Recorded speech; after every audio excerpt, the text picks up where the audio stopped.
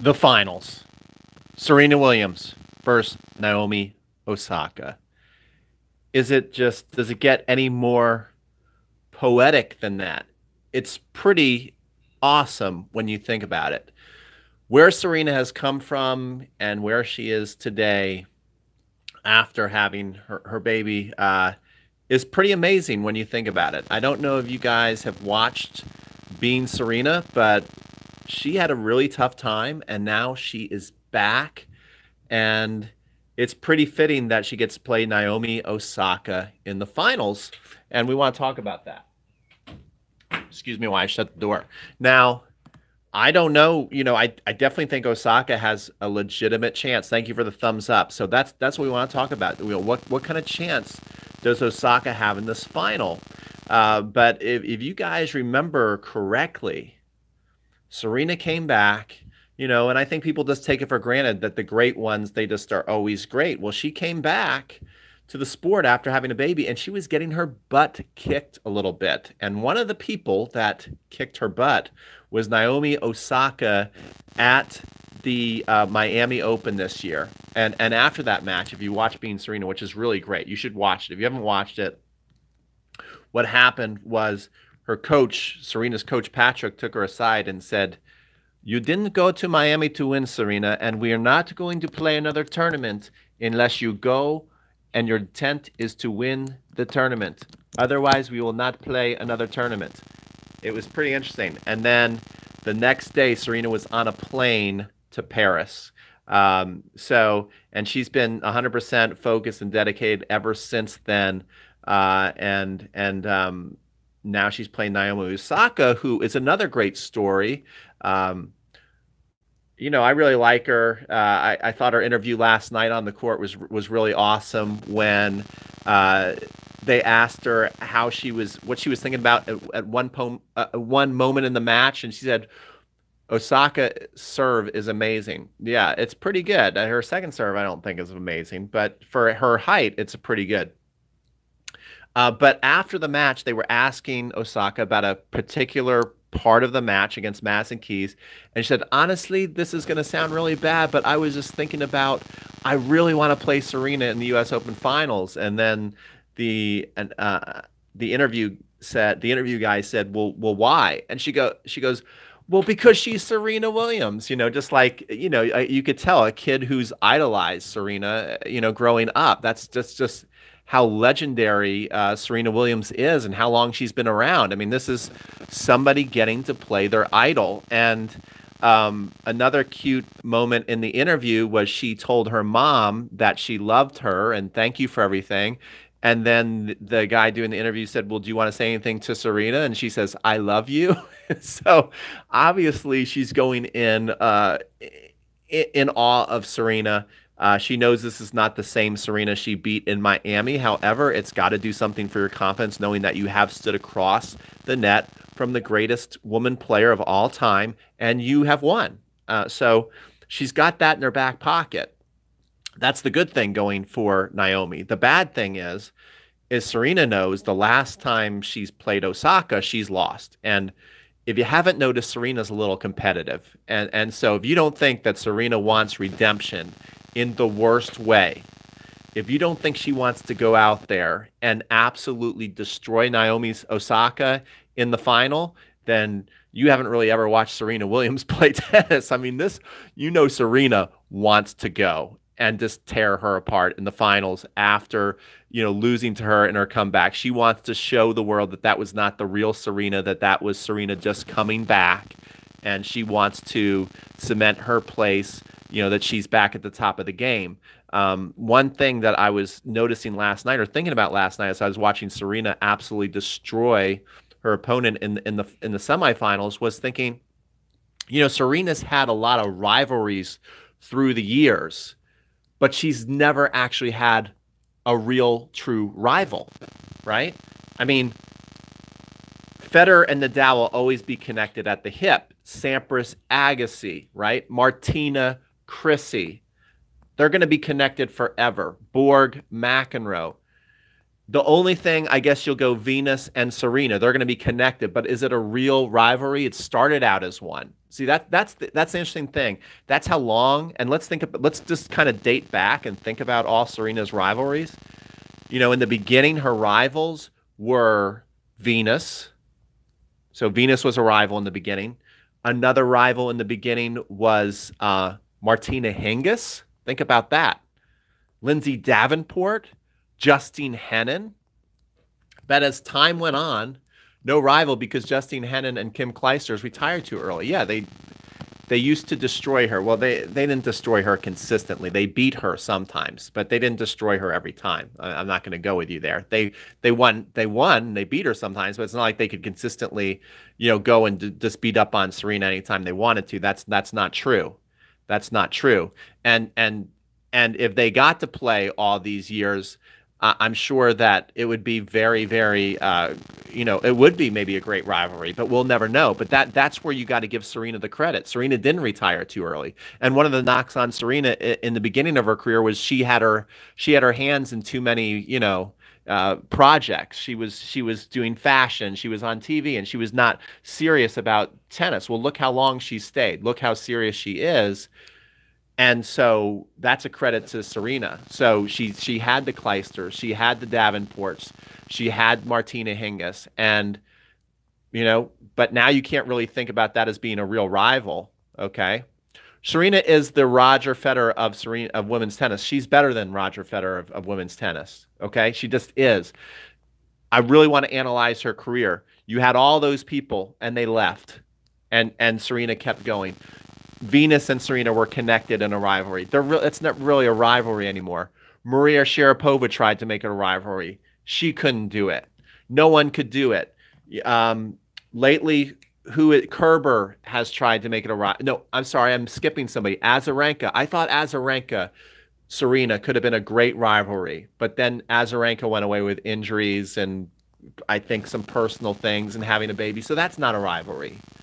And I guess her next real rival is I just had her Angelique Kerber. She can stand toe to toe with Serena, but again, look how inconsistent her performance is. Serena's been the only person over the last 20 years on the women's side of the tour, which lets you know it's not easy because all these women work really hard.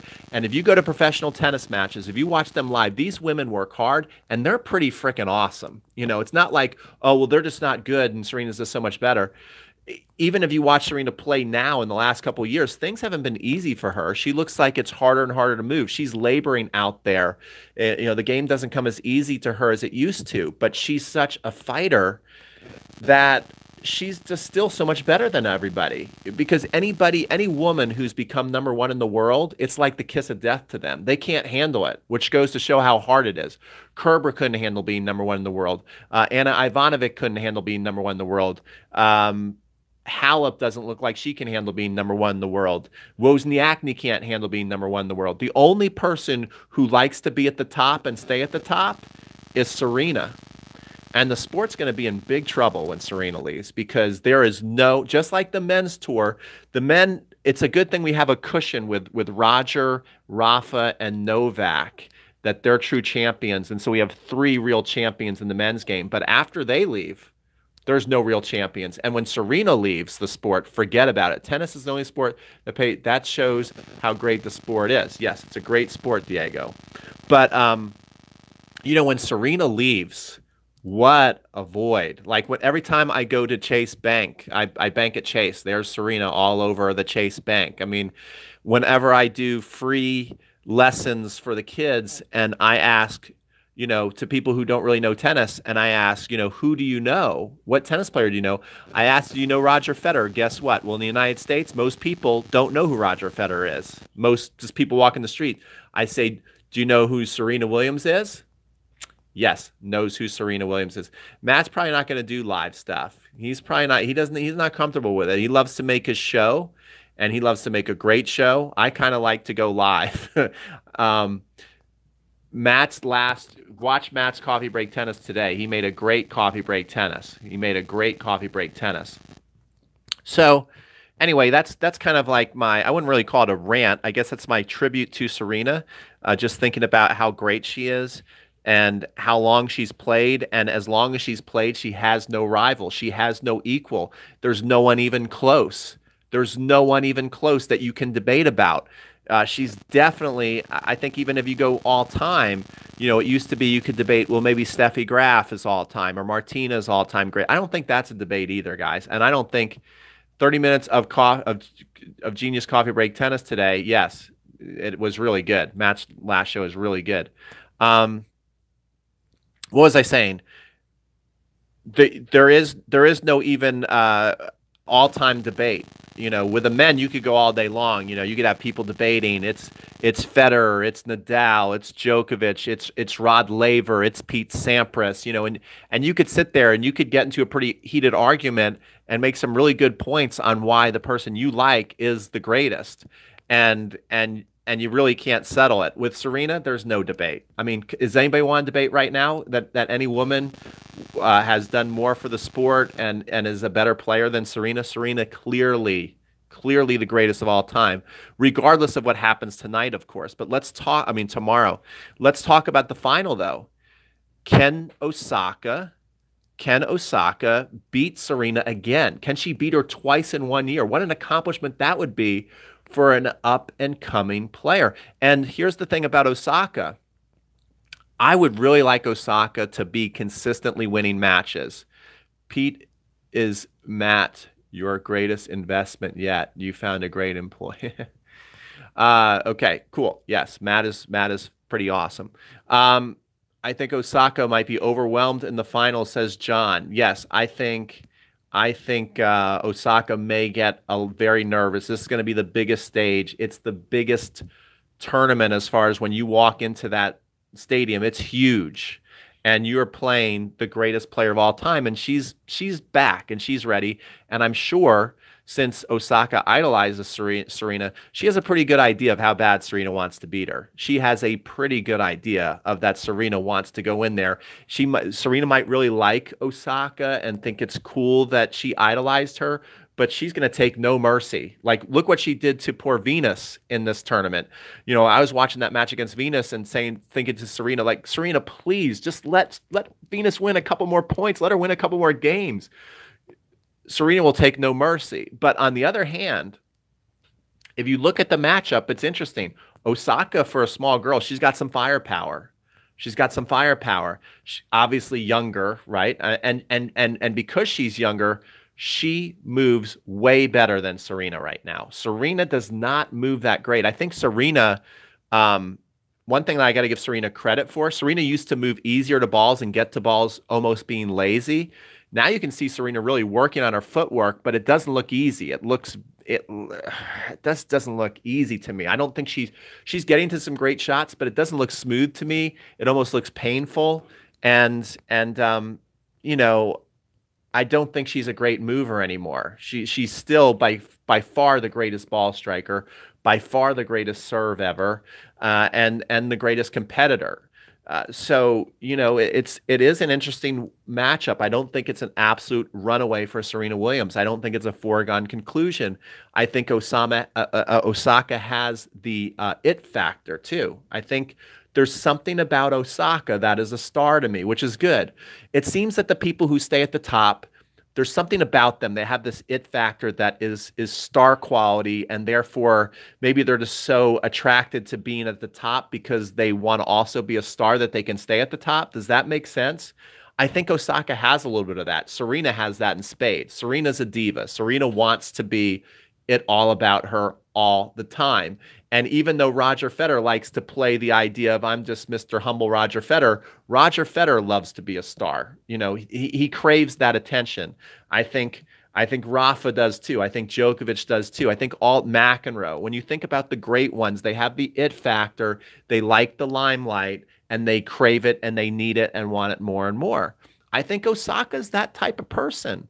I really, really do. And so I think that, it'd be interesting to see if the stage is too big for her or if she's going to really like being under those lights and having the opportunity to beat her idol when everybody's expecting Serena to go in there and kick her booty. And I think Osaka has a game to beat Serena because She can stand in. She's got good firepower. Not as good as Serena, but she's got good firepower and she's fast. So she can get. That's right, John. She's got tools. So she has everything else to make up for it. That's true, Diego. Obviously, she has everything else to make up for it. But what I'm saying is it's an interesting matchup because Osaka is going to be able to chase down the court. It's hot, it's humid.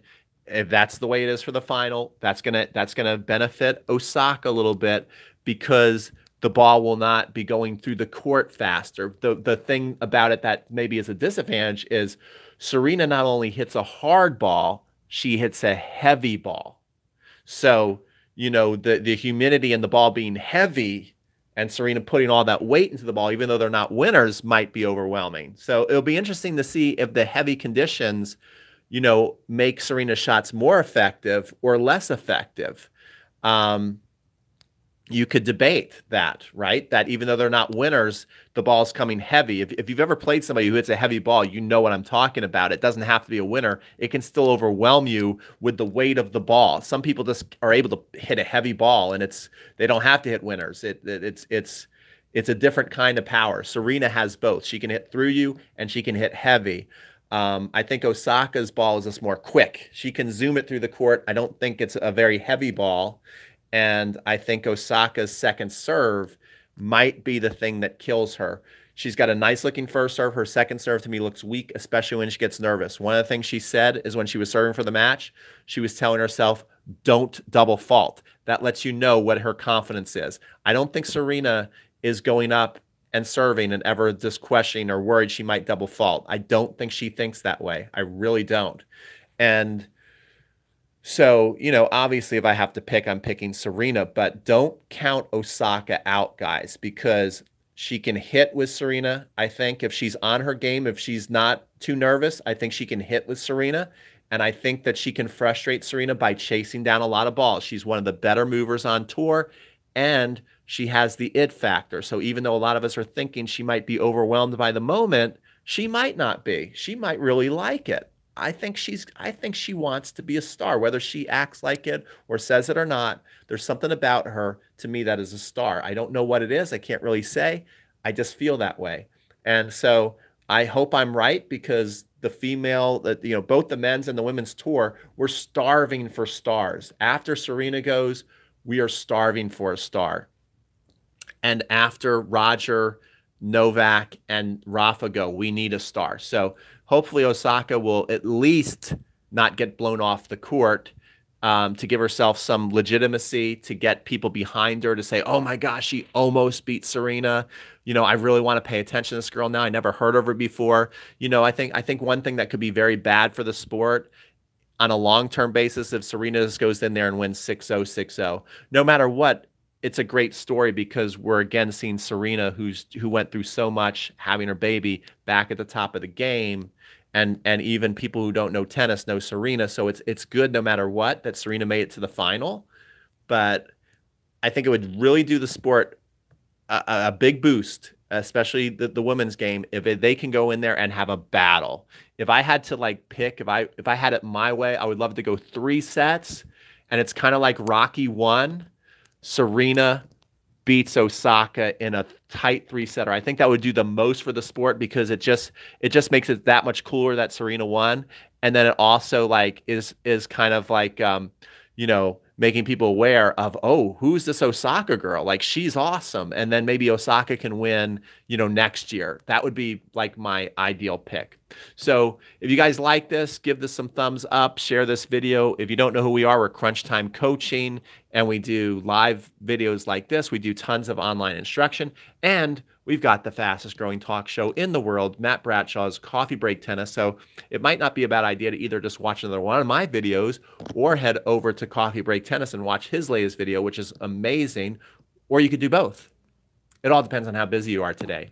All right, guys, take care. Thank you, and have a great day.